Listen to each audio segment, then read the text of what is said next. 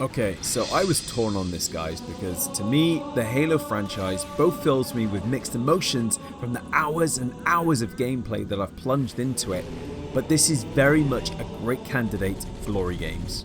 When we think about games that have defined console generations, you've had Super Mario Bros. For the NES, Sonic the Hedgehog for the Mega Drive, Crash Bandicoot on the PlayStation 1, and for the purposes of this video, Halo for Xbox. Microsoft first got into the console race with that giant, oversized controller that was basically a fatter version of their incredible Sidewinder gamepad. Seriously, I still have dreams about that thing. It also had a system with an interesting launch lineup. Dead or Alive 3 had the brand recognition, Fusion Frenzy was a surprisingly good party game, and Project Gotham Racing was a serious all-time racer. But Halo was the one that everyone was talking about.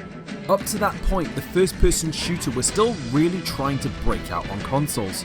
Of course, by this point, the likes of Doom, Quake, Half-Life, Duke Nukem, and many others have been wildly successful on PC, thanks to the freedom of movement that a keyboard and a mouse offers. But back then, playing shooters on consoles was rough. Controls felt stunted, they were slow, and it just lacked the energy of an Unreal Tournament deathmatch. It just simply couldn't compete. But thanks to Microsoft's understanding of the space, building a controller for the purposes, and a system powerful enough to run it, next to the brilliant Medal of Honor Frontline and Time Splitters, Halo is one of the best early examples of how the genre really started to feel more at home on a gamepad, and in turn, consoles. The science fiction setting immediately got people's attention as you battle aliens with assault rifles and shotguns, and they fire back with needlers and plasma guns. And the game's opening section as your ship is invaded just immediately plays into that tight corridor-to-corridor gameplay where you don't know what's going to happen when you round a corner. But it was the following level that properly stunned you as you crash land on this striking alien world, glowing, glistening, suddenly contending with fire coming from all sides, jumping around wildly while using the alien weaponry to defend yourself. Halo had such a strong arsenal of weapons, from close-range power blasters to effective long-range snipers, and the freedom of movement was just incredibly satisfying. But if that wasn't enough, you could also drive around or be driven around on a vehicle and fire at enemies from a backseat turret. Yes, of course, I'm talking about the Warthog. For PC gamers, all of this obviously wasn't mind-blowing or game-changing, but in the console space, this reinvigorated everything. Especially when Halo 2 came along and the introduction of Xbox Live, which really set the console online gaming space alight, even if the Dreamcast got there first. Built by an experienced development team at Bungie, who had already had some great success with another shooter on Mac in Marathon, they were well positioned to work on this brand new sci-fi shooter with an epic, energizing score with full choirs and guitar riffs, have a character with a bit of a sense of humor unlike a Gordon Freeman, and an interesting story that took place across a galaxy that would evolve into a trilogy, and then some. Halo wasn't intended to be a franchise at first, but following the overwhelming interest and success, how could it not be? Now we know it as a juggernaut franchise, selling over 81 million copies worldwide, featuring tons of spin-offs, its own TV show, and now for the first time ever, about to go multi-platform with the latest remake of the original Halo campaign Evolved on PlayStation 5, which still feels really weird to say. It's even outgrown its original creator after Bungie went independent from Microsoft and went on to make a little game called Destiny.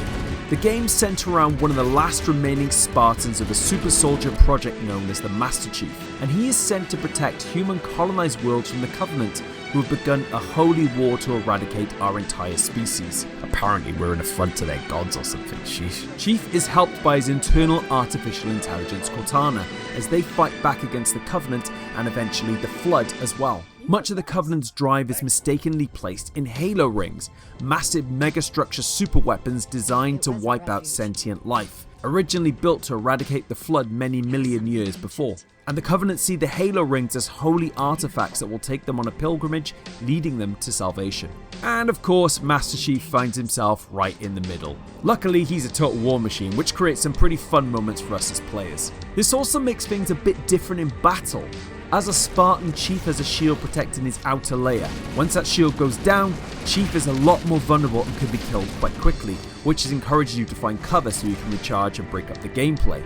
This was in contrast to usual games where you had 100 health and this would gradually degrade over the course of the game, and once it was gone, you died. You also have grenades that stick to you, weapons that can auto-track and follow you, in addition to all the environmental hazards around, which makes it really difficult to find somewhere to hide. Halo is a game that encourages you to use a whole battleground, but you can also team up with friends in local split-screen co-op, which was also a unique and beloved part of playing these games on consoles in the first place. And of course, entering a deathmatch, a mode that evolved rapidly over the course of the games, with Halo 3 being, to my mind, still one of the absolute best multiplayer experiences I have ever played. The tension of losing and gaining ranks with every single match important to your growth and development is something that I don't think any other game has nailed in quite the same way since. Halo has had such an interesting lifespan, with Bungie working on the original trilogy as well as ODST and Halo Reach, but then 343 took over with more recent installments, and now Microsoft has its own Halo Studio, with many wondering what will happen to the franchise going forward after Microsoft's recent restructuring rounds. Regardless,